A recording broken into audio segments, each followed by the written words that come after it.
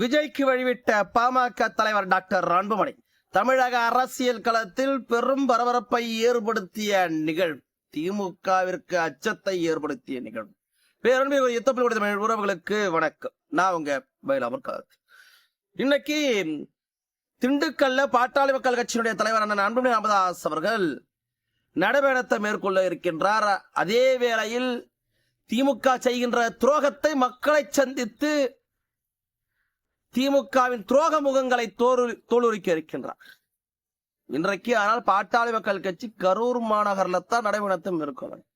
ஆனால் திண்டுக்கல் நடப்பதற்கான காரணம், தமிழக வெற்றி கழகத்தினுடைய தலைவர் விஜய் அவர்கள் இன்றைக்கு கரூர் மாநகர்ல மக்கள் சந்திப்பு கூட்டத்திற்கு அனுமதி கேட்ட போது காவல்துறையினர் பாட்டாளி மக்கள் கட்சிக்கு அனுமதி வழங்கிவிட்டோம் என்று அவர்களுக்கு அனுமதி வழங்க மறுத்த செய்தியானது தலைவர் அன்புமணி ராமதாஸ் அவர்களுடைய கிடைக்கப்பெற திமுகவுடைய துரோகங்களை தோலுரிக்க வேண்டிய அவசியத்தில் இருக்கிறோம். அதற்கு பாமகவோடு மற்ற பல கட்சிகளும் துணை கொண்டு திமுக துரோகத்தை மக்கள் முன்னால் காட்ட வேண்டும் என்று அண்ணன் அன்புமணி ராமதாஸ் அவர்கள் இன்றைய பாட்டாளி மக்கள் கட்சியினுடைய நிகழ்வினை திண்டுக்கல்லுக்கு மாற்றி நாளைய தினம் கரூர்ல பாட்டாளி மக்கள் கட்சி நிகழ்வினை மாற்றி அமைத்திருந்தார். அதன் காரணமாகத்தான் இன்னைக்கு கரூர் மாநகர்ல தமிழக வெற்றி கழகத்தினுடைய தலைவர் விஜய் அவருடைய நிகழ்ச்சியுமே நடக்கவிருக்கு.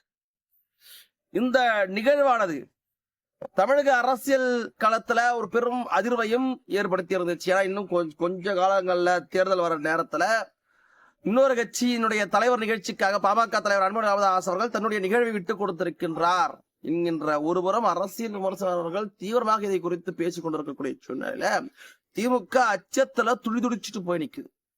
ஆனால் பாட்டாளி மக்கள் கட்சிக்கு என்றைக்குமே இந்த கூட்டணி கணக்கெல்லாம் கிடையாது. அது தனித்து கூட தேர்தலை சந்திப்பார்கள்.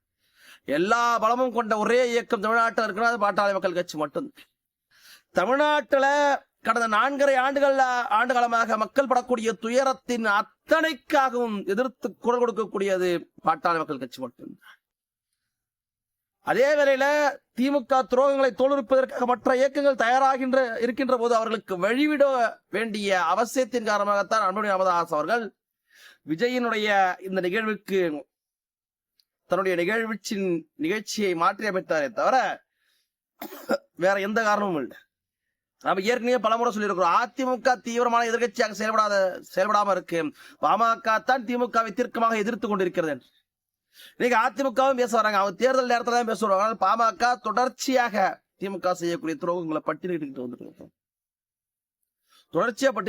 இருக்கோம். இன்னைக்கு பாட்டாளி மக்கள் கட்சி, தமிழக வெற்றி கழகம், அதிமுக, நாம் தமிழர் என்று பல்வேறு கட்சிகள் திமுக துரோகங்களை தோலுரிப்பதை அன்புமணி ராமதாஸ் அவர்கள் வரவேற்கிறார், ஆதரிக்கிறார். அந்த ஒரு காரணம் தான் இங்கே மக்கள்கிட்ட என்ன நடக்குது என்கின்ற செய்தி போய் சேரணும். திமுக செய்யக்கூடிய துரோகங்கள் மக்களுக்கு தெரியப்படுத்தணும். இது மட்டும்தான் அன்புமணி ராமதாஸ் அவருடைய நோக்கம். தேர்தல் அடுத்த கட்ட விஷயம். தேர்தலை பற்றி எல்லாம் கவலைப்படக்கூடிய இயக்கம் பாட்டாளி மக்கள் கட்சி இல்லை. அந்த வகையில இன்னைக்கு விஜய் அவருடைய நிகழ்ச்சியானது இன்னைக்கு கரூரில் நடக்குது.